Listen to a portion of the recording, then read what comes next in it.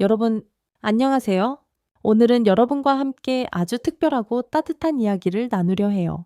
조용한 오후, 낡은 대저택, 그리고 붉은 비단 잠옷 하나, 누군가에게는 단순한 풍경일 수 있지만 그날 저에겐 전부였어요. 우리가 살다 보면 뜻하지 않은 순간에 삶의 흐름이 변하잖아요. 마치 비 오는 날 길모퉁이에서 누군가를 우연히 만나는 것처럼요. 용기를 내어 이야기해 볼게요. 어쩌면 여러분도 제 이야기를 들으며 마음 한켠이 간질간질해질지도 몰라요. 그러니 너무 기대하기 전에 잠시 시간을 내어 영상에 좋아요 눌러주시고 구독도 부탁드릴게요. 하지만 제가 여기서 하는 일을 정말 좋아하실 때만요. 댓글에 여러분이 사는 지역과 현재 시간도 함께 남겨주시면 이 이야기를 어디서 듣고 계신지 알게 되어 정말 기쁠 거예요. 그러니 불을 끄고 선풍기 바람에 귀를 맡기며 오늘 밤의 조용한 여행을 시작하세요. 그날은 유독 눅눅한 여름 오후였어요. 성북동 언덕 위에 대저택에 들어서자 집안엔 기묘한 정적이 감돌았죠. 평소처럼 2시쯤 현관문을 열고 들어섰는데 왠지 오늘은 다른 날들과는 다르다는 느낌이 스쳤어요. 사장님은 거실 소파에 앉아 계셨고 손에는 와인잔이 들려 있었죠. 그 모습이 생경했어요. 평소엔 늘 단정하고 절제된 모습을 보이셨는데 대낮부터 술을 드시는 건 처음이었으니까요. 저를 보자 사장님은 천천히 자리에서 일어나셨어요. 은빛 머리칼이 햇살을 받아 번들거렸고 어깨는 평소보다 조금 더 내려가 보였어요. 소정씨, 따라오시겠어요? 말없이 2층으로 올라가시는 사장님의 뒷모습은 이상하게 쓸쓸해 보였어요. 나는 그분의 발걸음을 조용히 따랐어요. 드레스룸 앞에서 사장님은 잠시 멈춰 섰고 문을 열며 중얼거리듯 말씀하셨어요. 오늘은 아내 기일이에요. 벌써 12년. 문이 열리자 오래된 향수 냄새가 살포시 퍼졌어요. 그 향기만으로도 누군가가 오래도록 여기에 있었음을 느낄 수 있었죠. 드레스룸 한쪽 구석에 놓인 금고 앞에서 사장님의 손끝이 살짝 떨렸어요. 비밀번호를 입력하는 동작이 아주 조심스러웠고 금고가 열리며 그 안에 조심스럽게 접힌 붉은 비단 잠옷이 드러났습니다. 이 옷 사장님이 속삭이듯 말하셨어요. 아내가 가장 아끼던 옷이에요. 소정 씨도 어울릴 것 같아서 말끝을 흐리며 그 잠옷을 꺼내 드셨죠. 고운 실크의 광택이 오후 햇살을 받아 반짝였어요. 그는 그것을 저에게 내밀며 조심스레 물었어요. 한번 만져봐 주시겠어요? 머뭇거리며 손을 내밀었고 손끝에 닿은 감촉은 부드럽고 따뜻했어요. 그런데 그 순간 사장님의 손이 제 손 위에 살며시 겹쳐졌어요. 전기가 흐르는 듯한 느낌이었습니다. 그 손길은 오래된 시간 속에서 갇혀있던 감정을 불러내는 열쇠 같았어요. 아내가 살아있었을 때 이 옷을 입으면 정말 아름다웠어요. 그 말에 저는 무슨 말을 해야 할지 몰랐습니다. 사장님의 목소리는 낮고 갈라져 있었고 눈빛은 형언할 수 없는 외로움과 그리움으로 가득 차 있었죠. 그 순간 뭔가 돌이킬 수 없는 일이 시작되고 있음을 직감했어요. 감정의 선이 어딘가에서 끊어지기 시작한 거죠. 아주 천천히, 그러나 분명하게 드레스룸 안엔 여전히 향수 냄새가 감돌았고 창문 너머 오후의 햇살은 무심히 방 안으로 흘러들었습니다. 바깥은 여전히 고요했지만 제 마음은 조용한 요동으로 가득했죠. 모든 건 그 붉은 비단 잠옷이 바닥으로 스르르 미끄러졌던 그 순간부터였어요. 사장님이 다시 걸음을 옮겨 금고 쪽을 향했어요. 붉은 비단 잠옷 아래에 조심스레 감춰진 낡은 봉투 하나를 꺼내셨어요. 조용한 방 안에 종이 긁히는 소리가 유난히 크게 들렸죠. 그 속에는 흑백 사진 한 장이 들어있었어요. 사진 속 젊은 사장님과 한 여인이 다정하게 어깨를 맞대고 있었어요. 그 여인은 눈웃음이 매혹적인 사람이었어요. 강하지 않지만 부드럽게 사람을 끌어당기는 기운이 있었달까요? 사장님은 그 사진을 한참 바라보다 조용히 가슴에 품으셨어요. 마치 그 시절의 온도를 되새기듯이요. 옛날엔 나도 꽤 혈기왕성했어요. 그 말에는 웃음기보다 아쉬움이 묻어 있었어요. 시간이라는 게 참 그렇잖아요. 지나고 나면 후회만 남고 소중한 순간들은 늘 제일 마지막에 떠오르니까요. 그분의 말에 저는 조심스럽게 사진을 바라보며 말했어요. 사모님이 정말 아름다우셨네요. 사장님은 미소를 지으셨지만 그 미소는 금방 사라졌어요. 이젠 흔적만 남았어요. 그래서 가끔 이렇게라도 꺼내보곤 하죠. 바람이 드레스룸의 문을 살짝 밀었고 삐걱거리며 천천히 닫혔어요. 그 소리에 우리는 동시에 고개를 돌렸고 다음 순간 사장님은 다가와 문을 조용히 닫으셨어요. 탁 소리와 함께 그 공간은 외부와 완전히 단절된 작은 세계가 되어버렸죠. 그날의 햇살은 이상하리만큼 따뜻했고 창밖에서 부는 바람은 간간히 커튼을 흔들며 공간의 고요함을 강조했어요. 저는 그 잠옷을 여전히 들고 있었고 사장님의 눈빛은 점점 짙어졌어요. 그 속엔 과거를 향한 그리움도 현재를 마주하려는 두려움도 함께 담겨 있었죠. 그분이 말을 이었어요. 소정 씨, 혹시 남편은 있으신가요? 순간 너무도 뜬금없는 질문이라 가볍게 웃음이 나올 뻔했지만 사장님의 진지한 얼굴에 곧바로 그 웃음은 삼켜졌어요. 저는 고개를 끄덕이며 대답했죠. 이혼한 지 5년 정도 됐어요. 그분의 눈빛이 살짝 흔들렸어요. 감정을 숨기지 못한 채 천천히 고개를 끄덕이며 중얼거리듯 말했어요. 그럼 우리 둘 다 혼자네요. 사장님의 말에 말없이 고개를 끄덕였어요. 혼자라는 단어가 그렇게 묵직하게 다가온 건 오랜만이었어요. 마치 허공을 맴돌다 가슴속 어딘가에 깊숙이 박히는 단어처럼 그 고요함 속에서 사장님은 붉은 잠옷을 다시 바라보셨어요. 이 옷 한번 입어보시겠어요? 크기가 잘 맞을 것 같아요. 그 말에 저는 조금 당황했어요. 하지만 사장님의 얼굴에는 어떤 음흉함도 없었어요. 오히려 뭔가 간절하고 아련한 감정이 느껴졌어요. 그건 단지 보고 싶은 것, 그리고 잠시라도 과거를 떠올리고 싶은 순수한 마음이었어요. 잠시 망설이다가 저는 조용히 고개를 끄덕였어요. 그럼 갈아입고 올게요. 드레스룸 한쪽, 커튼으로 가려진 탈의 공간 안에서 저는 천천히 옷을 갈아입었어요. 실크가 피부에 닿는 감촉은 이상하게 익숙했어요. 오다니, 어쩌면 처음인데도 익숙하게 느껴졌는지도 몰라요. 제 자신이 그 잠옷을 입고 있는 모습이 어색하면서도 낯설지 않았어요. 마음은 두근거렸고 심장은 마치 열일을 하는 북처럼 쿵쾅거렸죠. 이게 맞는 일인지 혼란스러웠지만 어느새 마음속에서는 괜찮아라는 목소리가 흘러나오고 있었어요. 밖으로 나오자 사장님이 저를 바라봤어요. 눈빛이 천천히 제 어깨로, 허리로, 그리고 눈으로 다시 돌아왔어요. 정말 아름다우십니다. 그 말 한마디에 이상하게 울컥했어요. 누군가에게 이렇게 순수한 감정으로 아름답다고 말해진 게 정말 오랜만이었거든요. 그 순간 드레스룸의 공기는 이전과 완전히 달라졌어요. 향수 냄새는 짙어졌고 오후 햇살은 우리를 천천히 감싸며 과거와 현재의 경계를 무너뜨리기 시작했어요. 우리는 잠시 아무 말 없이 서로를 바라봤어요. 말이 필요 없었죠. 시간도, 나이도, 이성도 그 순간만큼은 조용히 문을 닫은 차에 우리 둘만의 공간을 허락했어요. 사장님은 조심스럽게 제 손을 잡으셨어요. 그 손은 여전히 따뜻했고 마치 지나간 계절의 온기를 고스란히 간직한 듯했죠. 그분의 손이 제 손 위에 머물렀을 때 저는 무언가 오래된 벽돌 하나가 내 마음속에서 툭 하고 무너지는 소리를 들은 것 같았어요. 1층으로 가요? 사장님의 목소리는 낮고 조용했지만 그 안에는 분명한 방향성이 있었어요. 저는 잠옷 위에 조심스럽게 카디건을 걸치고 따라 내려갔어요. 거실에 도착하자 사장님은 캐비닛을 열어 오래된 술병을 꺼내셨어요. 짙은 호박색의 액체가 담긴 병. 3년 전 아내와 마지막으로 담갔던 산수유 인삼주예요. 그 말 한마디에 묘한 정적이 흐르더니 사장님이 잔을 꺼내 술을 따르셨어요. 잔 안에서 잔잔히 출렁이는 술빛. 그게 마치 오래된 기억을 담은 파도처럼 느껴졌어요. 저는 조심스럽게 잔을 들었고 술을 입에 머금었을 때 인삼의 향과 함께 몸 안이 따뜻해졌어요. 비 오는 날엔 속부터 데워야죠. 사장님의 말에 나도 모르게 웃음이 나왔어요. 어느샌가 천둥 소리도 들려오고 있었어요. 창밖은 장대비가 내리고 있었고 그 소리는 마치 배경음악처럼 우리를 감싸고 있었죠. 술잔이 비워질수록 긴장이 조금씩 풀렸고 대화도 더 부드러워졌어요. 사장님은 소파에서 제 옆으로 조용히 자리를 옮기셨어요. 가까운 거리였지만 어색하지 않았어요. 마치 원래 그랬던 것처럼요.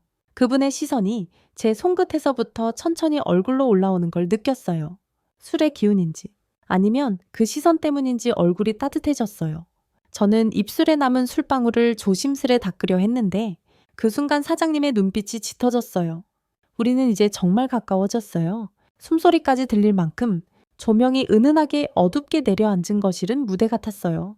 조명, 빗소리, 술, 그리고 두 사람. 아무 말도 하지 않아도 이해되는 공기였어요. 제가 잠시 자리에서 일어서려다 휘청했을 때 사장님이 재빠르게 제 팔을 붙잡아 주셨어요. 괜찮으세요? 네, 오랜만에 마셔서 그런가 봐요. 그 순간 창밖에서 번개가 번쩍했어요. 그리고 이어진 천둥 소리는 마치 하늘이 울부짖는 듯 했어요. 저는 본능처럼 몸을 사장님 쪽으로 기대었고 사장님은 자연스럽게 저를 안아주셨어요. 그 품에서 나는 은은한 향수 냄새, 따뜻한 천, 조용히 울리는 심장 소리. 저는 천천히 고개를 들어 사장님을 바라봤어요. 그분은 말없이 저를 내려다보며 조심스럽게 제 이마에 입을 맞췄어요. 그리고는 뺨으로, 그리고 마침내 입술로 아주 부드럽고 간절하고 조심스러운 입맞춤이었어요. 이 밤을 놓치고 싶지 않아요. 12년 만이에요. 누군가와 이렇게 입을 맞춘 게 그 고백은 벽처럼 다가왔어요. 오랜 시간 혼자였던 사람의 무게, 그 외로움이 그대로 전달되었어요. 그 무게에 나도 모르게 눈물이 고였어요. 저도요. 저도 이렇게 입맞춤을 나눈 게 정말 오랜만이에요. 사장님이 제 손을 잡으시고 천천히 계단을 오르셨어요. 침실 앞에서 한 번 더 저를 바라보셨고 저는 그 손을 더 꼭 잡았어요. 말보다 확실한 대답이었죠. 거울 앞에 선 제 모습은 낯설면서도 새로운 사람이었어요. 붉은 비단 잠옷은 저를 누군가의 기억이자 현재로 만들고 있었어요. 천천히 숨을 고르고 밖으로 나섰을 때 사장님은 창가에 서서 빗줄기를 바라보고 계셨어요. 그분이 돌아서며 말했죠. 정말 아름다우세요. 마치 시간이 거꾸로 흐른 것 같아요. 그날 밤 우리는 서로의 온기 속에서 시간을 잊었어요.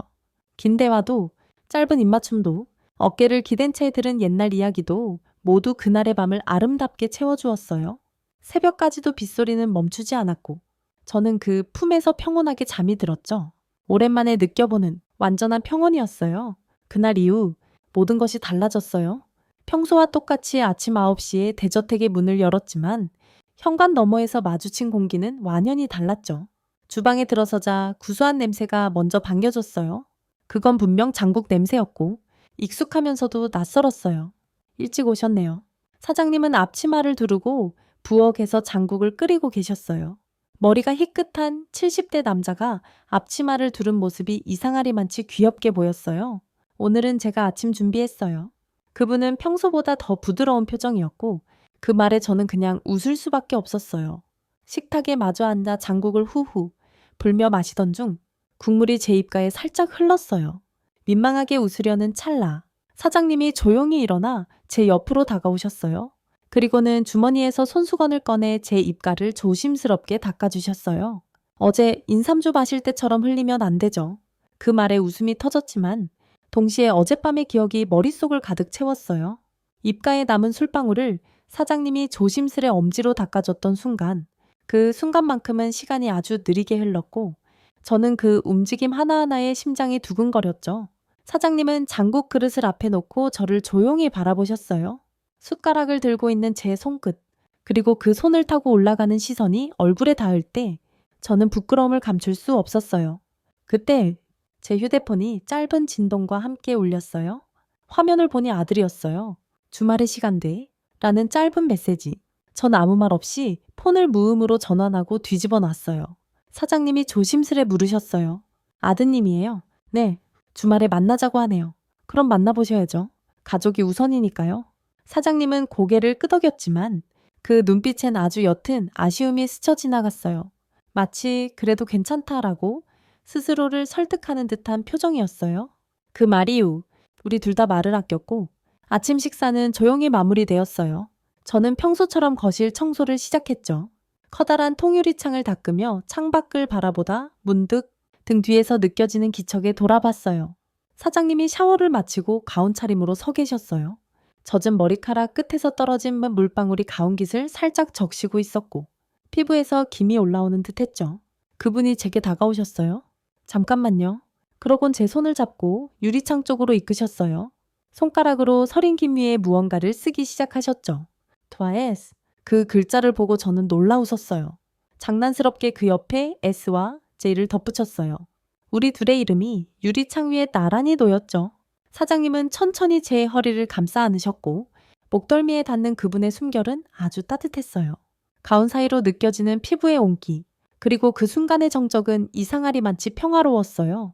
저는 조심스럽게 몸을 돌려 사장님을 마주봤어요. 젖은 은발, 반짝이는 눈동자, 그리고 살짝 열려있는 가운 사이로 드러난 가슴. 그 모습은 놀랍도록 젊고 매혹적이었어요. 사랑에는 나이가 없다고 하잖아요.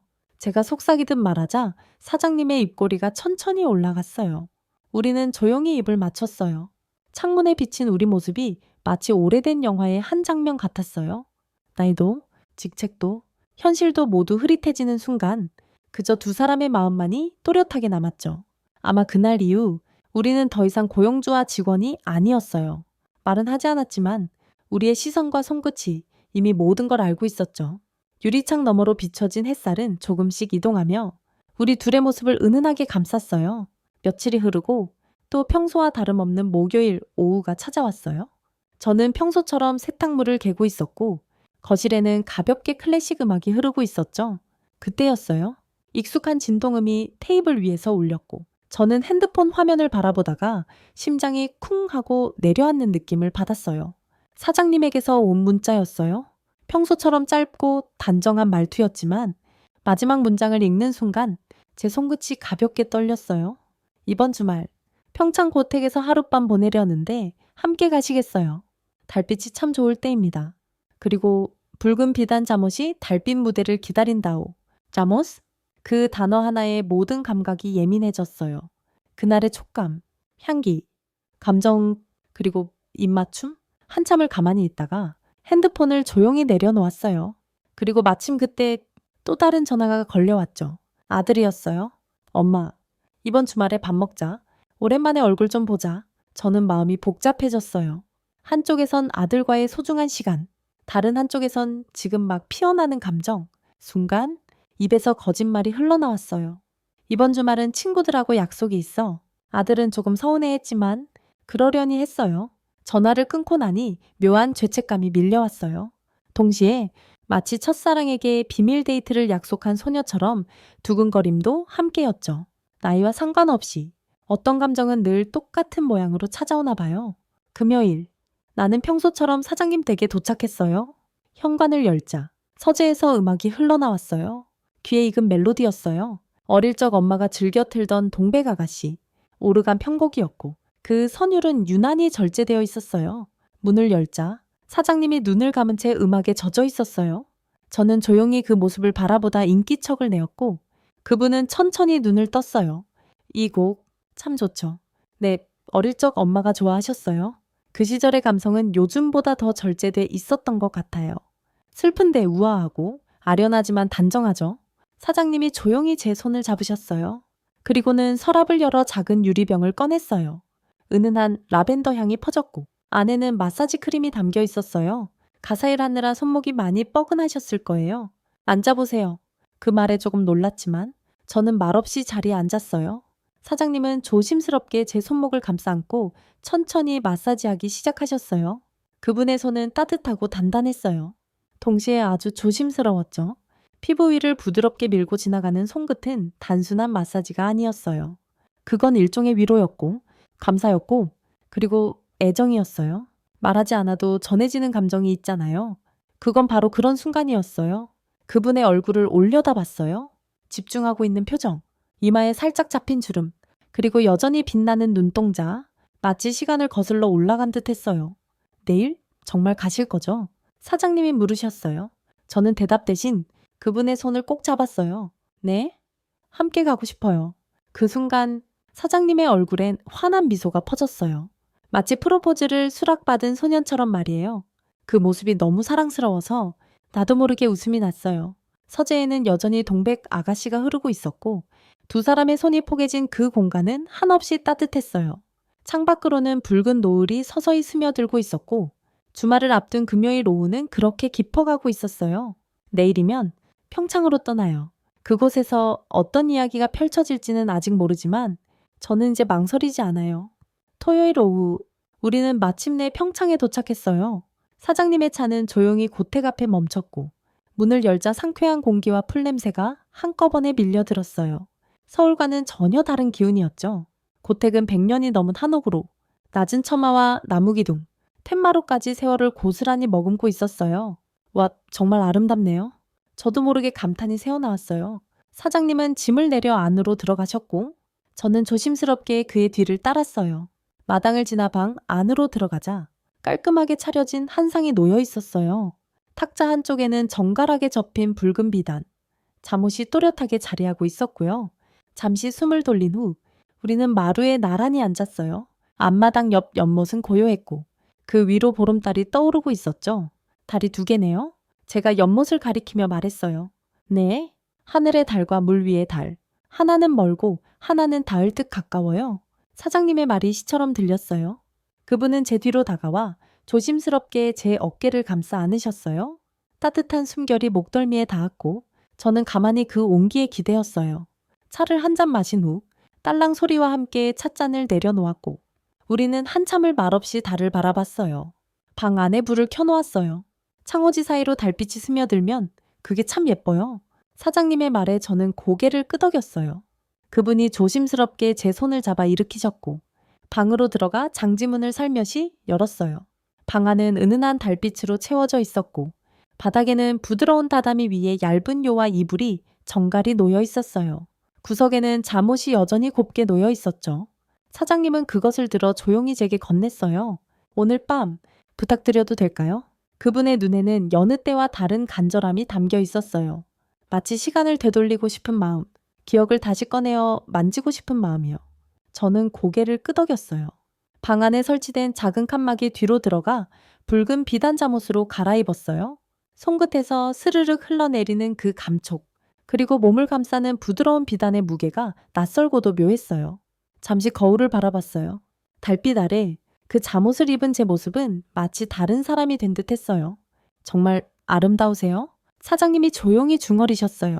그분은 내게 다가와 조용히 품에 안았어요. 그 포옹은 서툴지도 지나치지도 않았어요. 긴 세월 동안 기다려온 듯한 아주 오랜 인내 끝에 허락된 포옹이었어요. 이 밤은 새벽까지 우리 것이에요. 그 속삭임은 아주 작았지만 그보다 더 진심일 수는 없었어요.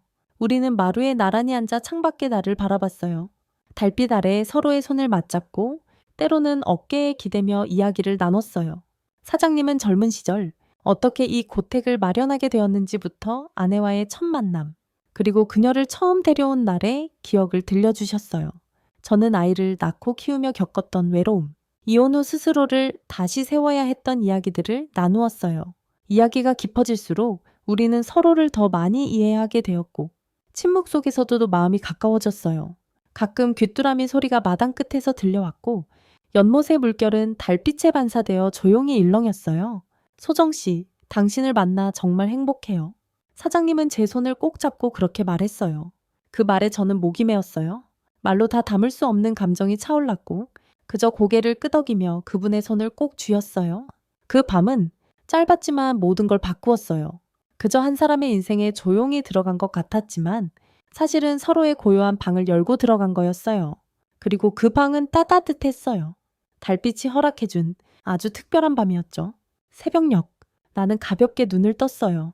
고요한 방 안, 퇴마루, 너머로 희미하게 비춰오는 은빛 햇살, 그리고 옆에 평화롭게 잠든 사장님의 얼굴이 가장 먼저 눈에 들어왔어요. 그 모습은 마치 긴 시간을 헤쳐온 사람이 마침내 도착한 안식의 표정이었어요. 깊은 주름 하나하나에 세월이 담겨 있었지만 그보다 더 진하게 느껴지는 건 안정감이었죠. 사장님은 잠들어 있으면서도 제 손을 가만히 쥐고 있었어요. 손끝으로 전해지는 천이 참 따뜻했고 저는 천천히 고개를 돌려 그 손을 바라봤어요. 특히 사장님의 약지, 거기엔 오랜 세월 반지를 꼈던 흔적이 남아 있었어요. 희미한 자국 하나에 얼마나 많은 추억이 스며 있었을까요? 그분이 조용히 눈을 떴어요. 그리고 말없이 제 손을 바라보다 약지의 반지 자국을 가만히 쓰다듬었어요. 그 눈빛에는 어떤 해명도 없었고 오직 따뜻한 애정이 있었죠. 잃어버린 온기를 당신이 채워주었어요. 그분이 제 손등에 가볍게 입을 맞추며 말했어요. 그 말에 저는 사장님의 약지를 바라봤어요. 그곳에도 오래된 자국이 있었어요. 어쩌면 우리는 서로의 빈자리를 채워주기 위해 여기까지 온 게 아닐까요?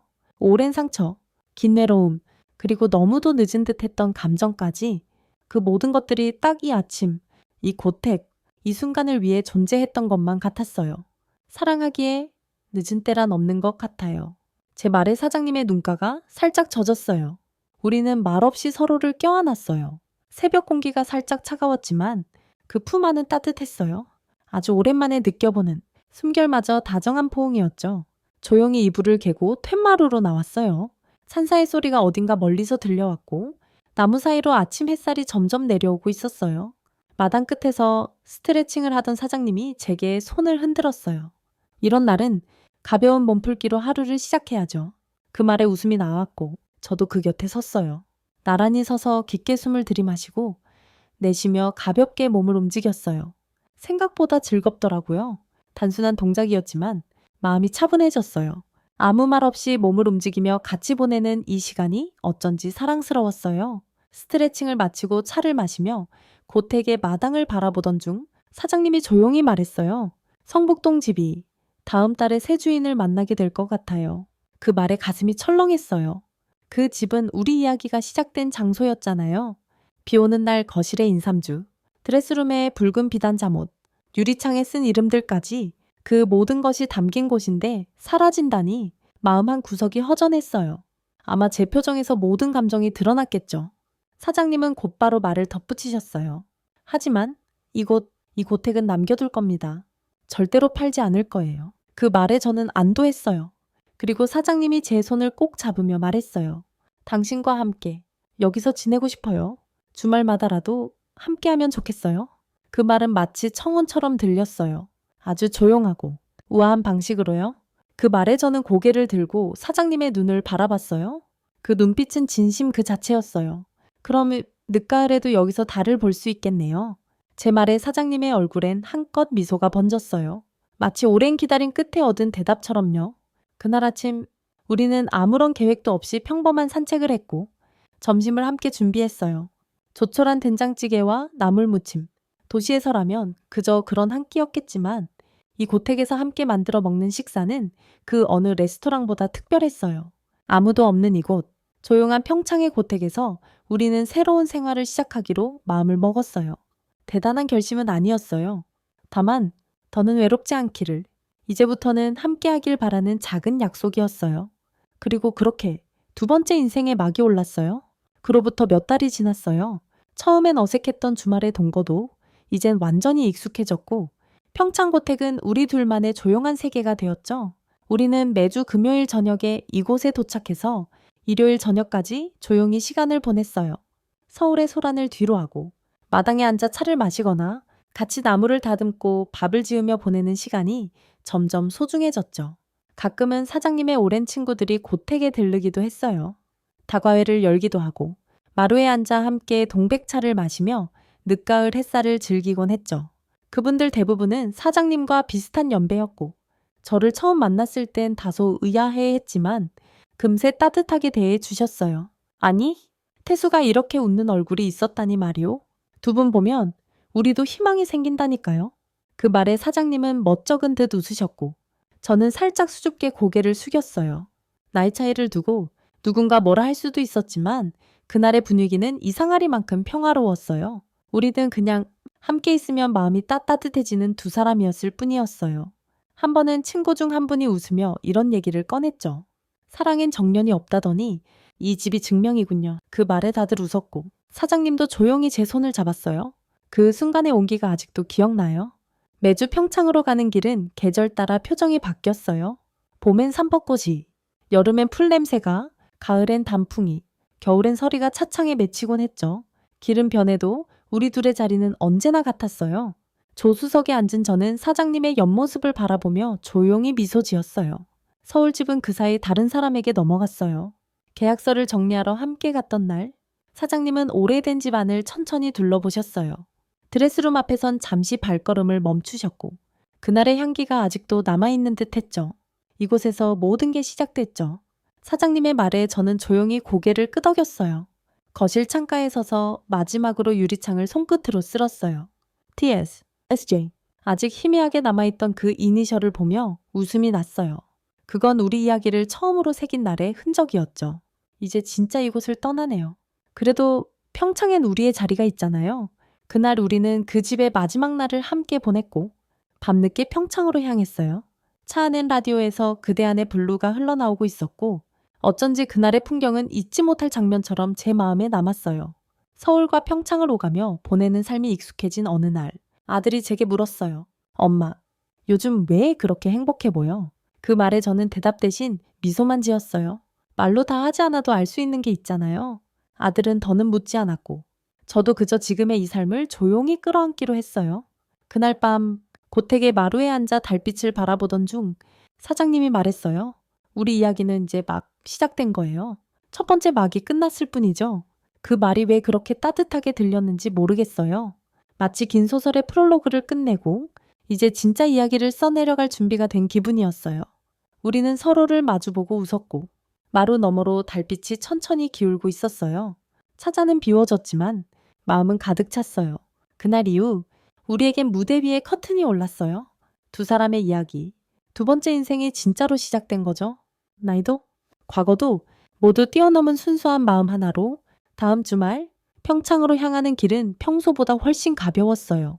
차창 밖으로 흐르는 풍경은 어느새 초록빛이 더 짙어졌고 하늘은 맑은 봄 햇살로 가득했죠. 우린 라디오를 끄고 조용히 달렸어요. 침묵이 어색하지 않았어요. 오히려 익숙했고 마치 오래된 부부처럼 각자의 생각을 안고 조용히 풍경을 즐길 수 있는 사이가 되었거든요. 도착하자마자 사장님은 익숙한 동작으로 마당을 쓸었고 저는 부엌에 들어가 주전자에 물을 올렸어요. 그렇게 우리 둘만의 주말 루틴은 조용히 꾸준하게 이어지고 있었죠. 그날 밤 마루에 앉아 사장님과 별을 바라보다가 문득 그런 생각이 들었어요. 이 시간이 언제까지 지속될 수 있을까? 이 고요함, 이 따뜻함, 이 다정한 눈빛이 끝나지 않길 바랐어요. 소정 씨, 기억나세요? 처음 여기 왔을 때 연못에 비친 달을 보면서 두 개라고 하셨죠. 네. 그때 사장님이 하나는 멀고 하나는 닿을 듯 가깝다고 하셨죠. 사장님은 조용히 웃으며 고개를 끄덕였어요. 이제는 닿았네요. 그 말이 마음 깊이 스며들었어요. 단순한 시적인 문장이 아니라 지금의 우리를 있는 그대로 표현한 말이었죠. 그날 밤 우리는 연못에 비친 달을 바라보다 동시에 고개를 들어 하늘의 달도 함께 봤어요. 그리고 그 두 개의 달 사이에서 마치 우리도 함께 떠 있는 기분이 들었어요.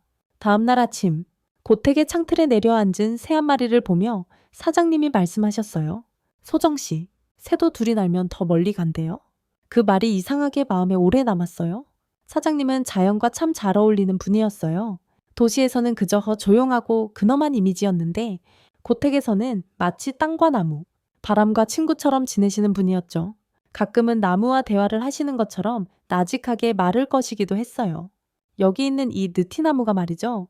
내 얘기를 가장 많이 들어준 친구예요.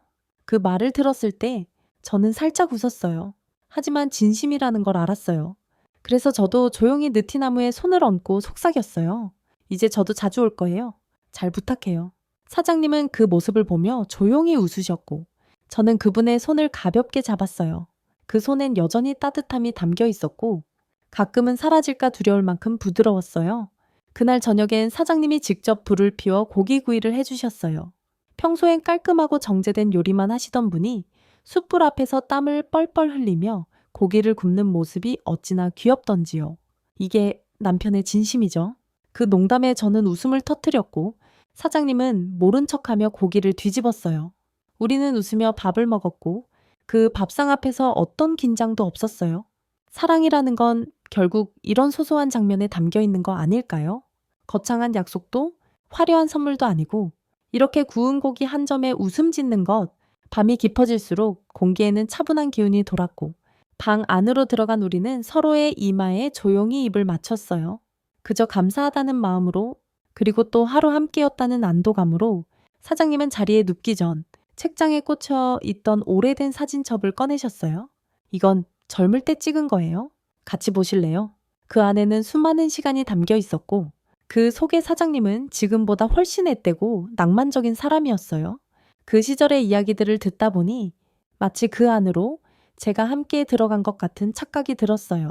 그 밤 사진 한 장 한 장을 넘기며 우리는 서로의 이야기를 더 많이 알게 되었고 사랑이라는 감정이 이렇게 서서히 조용히 쌓이는 것이란 걸 깨달았어요. 시간은 조용히 그러나 꾸준히 흘렀어요.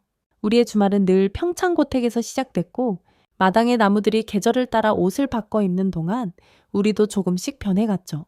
사장님은 전보다 훨씬 자주 웃었고 저는 이제 그분 앞에서 더 이상 긴장하거나 조심스럽지 않았어요. 이따금 고택에 꽃이 배달되곤 했어요. 이건 또 무슨 꽃이에요?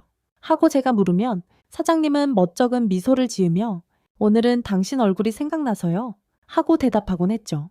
라넌큘러스, 작약 리시안시어스. 평생 들어보지 못했던 꽃들의 이름이 이제는 익숙해졌어요. 거실 한쪽에 마련된 작은 유리병 안에 꽂힌 꽃들을 보며 우리는 매번 대화를 이어갔죠. 이 꽃은 내 마음을 알아주세요 라는 꽃말이래요. 그럼 다음 주엔 당신밖에 없어요 라는 꽃도 사보시죠. 그건 이미 여기 앉아 있는 거 아닌가요? 이런 대화가 더 없이 달콤했어요. 웃음은 평범했고 감정은 천천히 깊어졌어요. 어느 날 사장님은 갑작스럽게 이런 이야기를 꺼내셨어요. 소정 씨, 제가 조금 아플지도 몰라요. 그 말에 저는 숟가락을 놓았고 심장이 쿵 내려앉는 소리를 들었어요. 정기 검진에서 작은 게 발견됐는데 다행히 지금은 괜찮대요. 하지만 앞으로는 조심하래요. 그 말은 평범한 날에 갑자기 나타난 금 가는 소리처럼 귓속에 맴돌았어요. 그러니까 더더욱 이렇게 조용히 살고 싶어요. 당신이 있어서 정말 다행이에요. 그 말을 듣고 저는 사장님의 손을 잡았어요. 아프지 마세요. 나 아직 더 오래 같이 있고 싶어요. 그날 이후 저는 사장님을 더 살피게 되었어요. 식단을 조절하고 산책 시간도 늘리고 종종 혈압계를 꺼내 체크하며 사소한 것 하나에도 눈을 두었죠. 사장님은 그런 저를 보며 항상 웃으셨어요. 간병인 겸 연인이네요. 연인이 먼저죠. 간병인은 보너스. 그렇게 우리 관계는 더 깊어졌어요. 단순한 따뜻함을 넘어서 의지하고 돌보는 사이로요. 그리고 또 한 계절이 바뀌었어요. 봄이었고 마당에는 이름 모를 풀꽃들이 자라나기 시작했어요. 퇴마루. 아래에 자리 잡은 민들레 하나를 보며 사장님이 말했어요. 이 풀은 잡초 같지만 어디서든 자라잖아요. 우리 사랑도 그런 것 같아요. 나이를 먹으면 사랑이 더 어려워질 거라 생각했어요. 하지만 사실은 반대였어요. 더 단순하고, 더 깊고, 더 조용해지죠. 거창한 이벤트보다 매일 저녁 차를 마시는 시간, 아침에 서로를 바라보는 눈빛, 손목을 따뜻하게 감싸주는 손길이 훨씬 더 크고 소중하다는 걸 알게 됐어요. 그날 밤 우리는 별이 가득한 하늘을 바라보며 마루에 앉았어요. 사장님은 나직한 목소리로 시 한 편을 읊었어요. 사랑은 오래 참고, 사랑은 온유하며, 모든 것을 참으며, 믿으며, 바라며, 견디느니라. 그건 성경의 고린도전서 13장의 일부였죠. 그 구절이 이상하게 가슴 깊이 스며들었어요. 우리는 젊은 시절에 배운 그 사랑보다 더 깊은 곳에서 사랑을 배워가고 있었어요. 사랑에는 여러 모양이 있잖아요. 열정적인 시작도, 불꽃처럼 타오르는 순간도, 이별을 견디는 아픔도. 그런데 지금 우리 둘 사이에 있는 사랑은 그 모든 단계를 지나온 사람만이 이해할 수 있는 조용하고 따뜻한 감정이었어요. 밤이 깊어질수록 마당의 공기도 차가워졌고 우리는 담요를 함께 덮고 조용히 앉아 있었어요. 말없이 서로의 온기를 느끼며 이렇게 오래오래 머물 수 있기를 속으로 빌었죠. 고요한 아침, 창문을 두드리는 빗소리로 눈을 떴어요. 평창의 봄비는 도시의 빗소리와 달라요. 더욱 조용하고 더욱 깊숙이 마음에 젖어드는 느낌이 있죠. 나는 이불을 정리한 뒤 조용히 주방으로 향했어요. 사장님은 이미 일어나 계셨고 오래된 도자기 찻잔에 차를 따르고 계셨어요. 오늘은 라벤더 차예요. 사장님은 따뜻한 눈빛으로 말했어요. 그 향기를 맡자마자 마음이 노곤해졌고 저도 그 옆에 앉아 조용히 차 한 잔을 받았죠. 우리는 그렇게 조용히 앉아 빗소리를 들으며 차를 마셨어요. 가끔 마루를 타고 흐르는 빗물이 발치까지 흘러올 듯 가까웠지만 우리는 움직이지 않았어요. 그 고요함 속에서 나누는 존재감만으로 충분했거든요. 소정 씨, 오늘이 우리 첫 고백 1주년이에요. 사장님의 말에 나는 살짝 놀랐어요. 솔직히 저는 정확한 날짜를 기억하지 못했거든요. 그런데 그분은 매의 순간을 마음속에 기록하고 계셨던 거예요. 그날 드레스룸에서 당신이 붉은 잠옷을 입고 나왔던 순간을 아직도 기억해요. 그분의 눈빛은 그날의 장면을 그대로 다시 떠올리는 듯 했어요. 그 잠옷 사실 아내의 유품이었죠. 누군가에게 다시 입히고 싶다는 생각을 하게 될 줄은 몰랐어요. 그런데 그날 당신을 보고 이상하게 눈물이 날 뻔했어요. 그 말에 저는 조용히 그분의 손을 잡았어요. 저도요. 처음엔 많이 당황했지만 그때 느꼈어요. 이게 시작이겠구나. 우리는 다시 마주 앉은 채 찻잔을 비우며 웃었어요. 1년이라는 시간이 얼마나 빠르게 지나갔는지 몰라요. 하지만 그 시간 속에서 우리는 함께 늙어갔고 또 함께 젊어졌죠. 오후에는 함께 오래된 LP판을 틀었어요. 사장님이 좋아하는 문리버가 흘러나오고 있었죠. 그 곡은 마치 평창 고택의 주제가처럼 느껴졌어요. 당신이 여길 좋아해줘서 정말 다행이에요. 사장님의 말에 저는 고개를 끄덕였어요. 서울보다 여기가 더 좋아요. 조용하고 당신이 있고요. 그 말에 사장님의 입꼬리가 살짝 올라갔어요. 그럼 오늘 밤은 특별하게 보내야겠군요. 그분은 서랍에서 다시 그 붉은 비단 잠옷을 꺼내셨어요. 정갈하게 접힌 그 옷은 여전히 고운 빛을 머금고 있었고 이제는 제 것이나 다름없었어요. 이젠 당신의 옷이에요. 내가 허락했잖아요. 그 말에 저는 부끄럽게 웃으며 잠옷을 받아들었어요. 그날 밤 다시 그 옷을 입고 방 안을 나섰을 때 사장님의 눈빛은 여전히 따뜻했고 여전히 조심스러웠어요. 우리는 서로를 바라보며 조용히 안아주었고 밤이 깊어지도록 서로의 천을 느끼며 시간을 나눴어요. 잠시 후 창밖에 별이 보이기 시작했고 우리는 다시 마루에 앉아 별빛을 바라봤어요. 그 순간이 그렇게 소중하고 아득하게 느껴졌어요. 마치 별들도 우리가 앉아있는 이 시간을 축복해주는 것 같았죠. 소정 씨, 당신을 만나고 난 뒤 매일이 선물 같아요. 그 말에 저는 조용히 머리를 그의 어깨에 기대며 말했어요. 저도요? 그날 그 붉은 비단 잠옷을 만지지 않았다면 이 감정을 알지 못했을 거예요. 빗소리는 멎었고 하늘은 맑아지고 있었어요. 다른 마당에 조용히 내려앉아 있었고 우리는 그 빛 아래서 또 하나의 추억을 만들고 있었어요. 며칠 후 서울로 돌아온 저는 평소처럼 시장에 들러 장을 보고 집으로 돌아왔어요. 그런데 현관 앞에 익숙한 우편함 하나가 눈에 띄었어요. 사장님에게서 온 손편지였어요.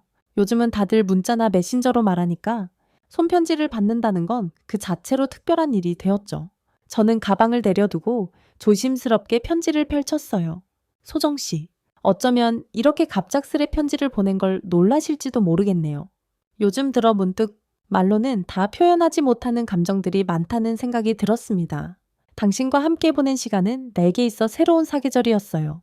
봄처럼 설레고, 여름처럼 뜨겁고, 가을처럼 잔잔했고, 겨울처럼 따뜻했어요. 지금도 툇마루에서 바람에 흔들리는 느티나무를 보며 생각합니다. 이 나무는 우리 이야기를 다 알고 있겠지. 하거요. 나이가 들면 모든 것이 끝나는 줄 알았어요. 하지만 당신이 내게 가르쳐 주셨어요. 여든이 가까운 나이에도 사람은 여전히 사랑하고 배우고 미소 지을 수 있다는 걸요. 사랑해요. 태수드림. 편지를 다 읽고 난 후 저는 아무 말도 할 수 없었어요. 오랜만에 뺨을 타고 눈물이 흘렀고 그 눈물은 뜨거웠어요. 그 안에는 지난 시간에 대한 감사, 지금 내 옆에 있는 사람에 대한 고마움, 그리고 우리가 함께 맞이할 미래에 대한 설렘이 담겨 있었어요. 그날 오후 저는 조용히 차를 한 잔 내리고 작은 노트에 답장을 적기 시작했어요. 편지라는 건 묘한 힘이 있어요. 말로는 하지 못했던 마음이 글자로 쓰면 자연스럽게 흘러나오거든요. 태수님, 당신의 편지를 읽고 마치 고택의 마루에 앉아 햇살을 마시는 기분이었어요. 조용히 흐르던 시간이 마음속에서 다시 반짝이기 시작했답니다. 사실 저도 가끔은 생각해요.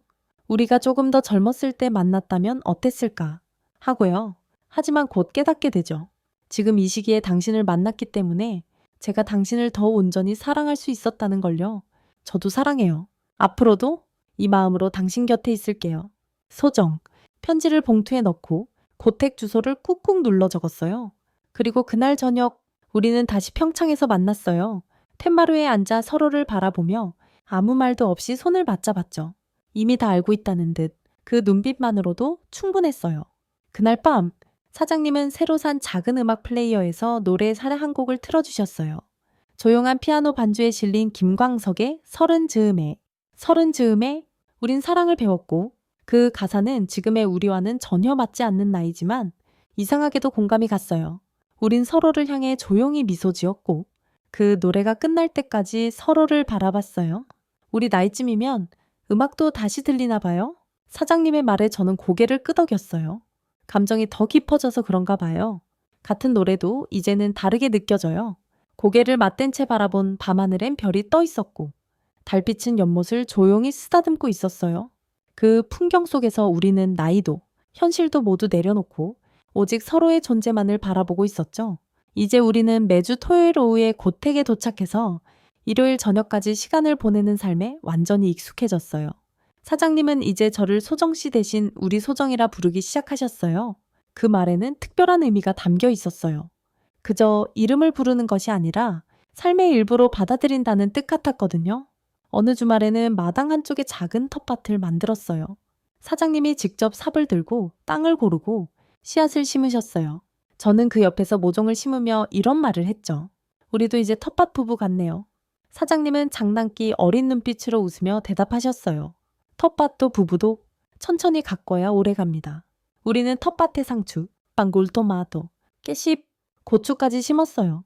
사장님은 매주 수첩에 성장 상태를 적어두었고 저는 작은 플라스틱 표지판에 이름을 써붙였죠. 하나하나가 소중한 우리의 작은 생명이었어요.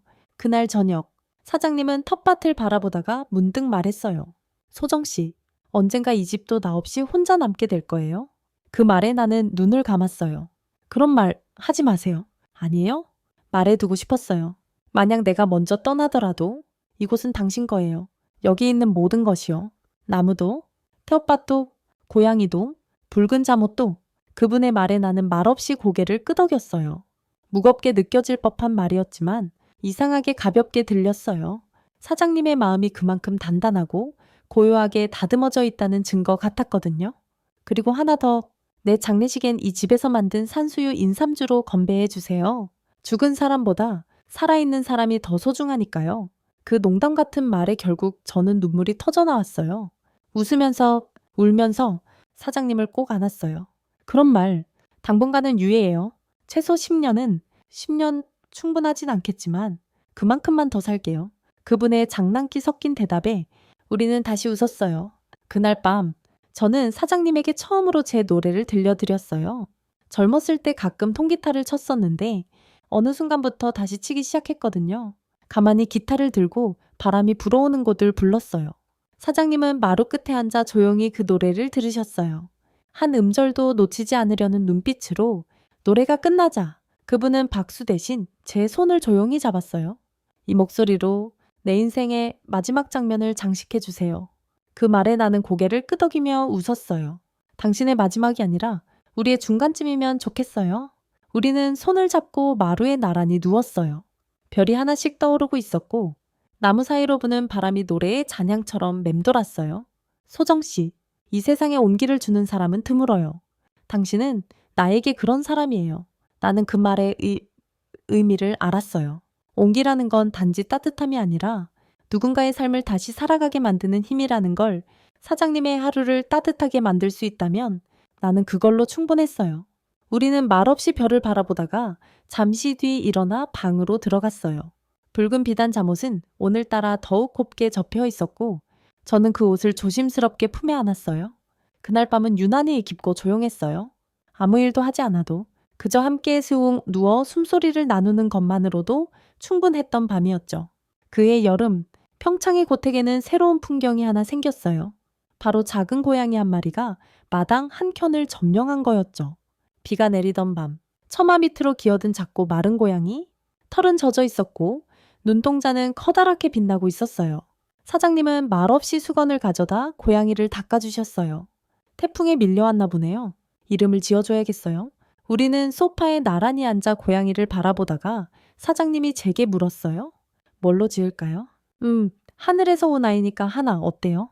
그렇게 고양이의 이름은 하나가 되었고 그날부터 우리와 함께 고택의 시간을 살아가기 시작했어요. 하나는 언제나 마루 끝에 앉아 우리를 지켜보았고 우리가 이야기할 땐 눈을 감고 조용히 몸을 말았죠. 어느 날 사장님은 웃으며 말했어요. 하나가 우리를 부부로 착각하진 않을까. 그 말에 나도 웃으며 대답했죠. 이미 우리 둘도 혼동 중이에요. 점점 우리는 사이라는 이름보다 싸움을 함께하는 존재가 되어갔어요. 더 이상 설명도 구분도 필요 없었죠. 누군가 묻는다면 그냥 같이 사는 사람이라고 말하면 충분했어요. 그해 여름은 무척이나 더웠고 고택에서는 낮마다 선풍기 소리가 계속 돌았어요. 우리는 일부러 에어컨을 설치하지 않았어요. 자연스럽게 흐르는 바람과 매미 소리, 그리고 사각사각 수박을 깎는 소리가 있는 여름을 원했거든요. 어느 날엔 마당에 작은 그늘막을 치고 그 아래서 낮잠을 잤어요. 하나는 우리 발치에 배를 까고 누워 있었고 사장님은 저의 손등을 조용히 쓸어내리셨어요. 소정 씨 손은 일을 참 많이 한 손이에요. 그래도 누군가 쓰다듬어주면 이 손도 쉬는 기분이 들어요. 그 대답에 사장님은 말없이 제 손에 입을 맞추셨어요. 작은 제스처 하나가 그렇게 오래 남을 줄은 몰랐죠. 가끔 서울로 돌아가야 할 때면 아쉬움이 밀려왔어요. 짐을 싸며 우리 또 다음 주에 봐요. 라고 말해도 마음 어딘가는 늘 이별이 남아 있었죠. 그럴 땐 사장님이 말하셨어요. 다음 생에도 이 고택에서 다시 만나요. 그땐 좀 더 젊게 만나요. 이번엔 당신이 먼저 다가오게 해줄게요. 그 말에 웃음이 났지만 동시에 울컥했어요. 그러던 어느 날 아들로부터 전화가 왔어요. 엄마, 요즘 자주 못 봐서 그러는데 혹시 평일에 잠깐 볼 수 있어? 그 말에 나는 망설였어요. 이제는 내 삶의 균형이 달라졌으니까요. 하지만 결국 약속을 잡았고 서울에서 아들과 마주 앉았어요. 엄마, 요즘 많이 행복해 보여. 아들은 그렇게 말했고 저는 잠시 말을 고르다 대답했어요. 응, 좋은 사람이 있어. 같이 시간을 보내고 있어. 그 사람 엄마를 웃게 해줘. 아주 많이? 그 말에 아들은 미소 지었어요. 그럼 나도 고맙지. 그 순간 우리 모두의 삶이 조금씩 변해가고 있다는 걸 느꼈어요. 그리고 그 변화는 결국 사랑이 만든 거였죠. 모든 관계가 그렇게 천천히 스며들어 자리를 잡는다는 걸 알게 되었어요. 고택으로 돌아온 나는 사장님의 품에서 그 이야기를 전했어요. 그분은 조용히 제 등을 두드리며 말했어요. 이젠 진짜로 가족이 된 기분이에요. 우리는 그렇게 매 순간을 가족처럼 살아가고 있었어요. 조용한 밤, 고양이 하나가 우리 사이에 누워 골골거리는 소리를 내고 있었고 그 소리마저도 우리 사랑의 일부처럼 느껴졌죠. 가을이 왔어요. 평창의 고택은 단풍으로 둘러싸였고 마당의 느티나무는 잎을 하나둘씩 떨어뜨리며 계절의 마지막 곡을 연주하고 있었어요. 우리는 마루에 나란히 앉아 담요를 무릎에 덮은 채 말없이 잎이 떨어지는 걸 바라봤죠. 가을은 조금 쓸쓸하네요. 내가 말하자 사장님은 잎 하나를 집어 손바닥 위에 올려놓았어요. 쓸쓸하니까 서로 더 가까워지는 계절이기도 해요. 그 말이 좋았어요. 우리도 그런 계절을 지나며 서로에게 천천히 다가와 있었으니까요. 그날 고택 안에서는 특별한 저녁이 준비됐어요. 사장님이 직접 전골을 끓이고 나는 고등어 구이를 했어요. 우리는 창문을 반쯤 열어놓고 시원한 가을바람을 맞으며 식탁에 마주 앉았죠. 술 한 잔씩을 따라 건배를 하고 그 순간이 얼마나 소중한지 함께 되새겼어요. 오늘은 소정 씨에게 고마운 걸 하나 전하고 싶어요. 사장님은 조심스럽게 말했다가 웃으며 말을 이었어요. 그냥 매일이 고마워요. 같이 눈을 뜨고 같이 차를 마시고 같이 햇살을 바라보는 모든 순간이요. 그 말을 들으며 나는 조용히 손을 내밀었고 사장님의 손 위에 포개였어요. 사장님이 나에게도 그래요. 매일이 다시 살아있는 기분이에요. 이따금 어떻게 이런 인연이 가능했을까 생각해요. 다른 시간, 다른 장소에서 살던 두 사람이 인생의 중턱을 넘어서 만나 서로를 알아보고 마음을 건넸다는 건 기적 같았어요. 사장님은 그렇게 말했어요. 우리는 서로를 잊지 못하도록 아주 늦게 만났어요. 그리고 그 말은 맞았어요. 우린 평생을 살며 여러 사람을 만나왔지만 진짜 사랑은 바로 지금이었어요. 숨기지도 급하지도 않은 그런 사랑. 시간의 곡선을 따라 천천히 스며든 사랑. 고양이 하나는 이제 고택의 진짜 주인처럼 행동했어요. 마당을 휘젓고 다니다가 해가 지면 언제나 내 무릎 위에 자리를 잡았죠. 하나는 이제 우리 딸 같아요. 그 말에 사장님은 웃으며 하나의 머리를 쓰다듬었어요. 그럼 우리는 노부부, 맞죠? 그 말에 우리는 함께 웃었고 그 웃음소리가 고택의 처마를 타고 밤하늘로 흩어졌어요. 잠들기 전 나는 일기장을 꺼내 조용히 적었어요. 2025년 10월 3일. 단풍이 곱다. 고마운 사람과 늦은 사랑을 하고 있다. 아직도 가끔 믿기지 않지만 이 감정이 매일 나를 다시 살게 한다. 사장님은 등을 돌린 채 누워 있었지만 내가 일기를 쓰는 소리에 익숙한 듯 웃으며 말했어요. 오늘도 일기야? 오늘은 당신 이야기가 절반 이상일 거야. 그럼 나중에 나도 읽게 해줘요. 마지막 장에 당신을 위한 편지를 써둘게요. 마지막 장이 언제일지 모르겠지만 그게 천천히 오길 바라요. 그 밤 우리는 서로의 등을 맞댄 채 잠들었어요. 숨소리로 안부를 확인하고 온기로 사랑을 전하며 밖에서는 바람이 불고 있었지만 고태가는 온기가 가득했어요. 그리고 나는 알았어요. 이 사랑은 내 생에 가장 조용하고 가장 뜨거운 불꽃이라는 걸요. 이것은 한소정 그리고 권태수 사장님의 늦은 사랑 이야기입니다. 성북동 대저택에서 붉은 비단 잠옷과 함께 시작된 감정은 평창의 고택이라는 조용한 무대 위에서 서서히 깊어졌고 마침내 두 사람의 삶을 완전히 바꾸어 놓았죠. 처음에는 고용주와 가사 도우미로 만났지만 그들 사이엔 시간이 만든 빈틈을 메워주는 따뜻함이 있었어요. 비 내리던 날 마신 인삼주, 유리창에 쓴 이니셜, 텃밭의 씨앗, 그리고 골골대는 고양이 하나까지 모든 사소한 것들이 두 사람의 사랑을 말 없이 증명해 줬습니다. 이야기의 마지막은 고요했지만 그 속에는 진한 울림이 있었죠. 나이도, 상처도, 혼자 보낸 시간도 결국엔 사랑 앞에서는 장벽이 되지 않았어요. 오히려 그것들은 더 단단한 감정의 뿌리가 되었고 서로를 향한 이해와 존중을 깊게 만들었죠.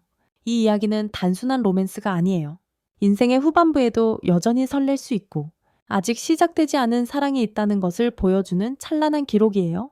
잠시 불을 끄고 선풍기를 켜고 오늘들은 이 사랑 이야기를 다시 떠올려 보세요. 혹시 지금 당신의 인생에도 조용한 불꽃 하나가 피어오르고 있을지 모르니까요.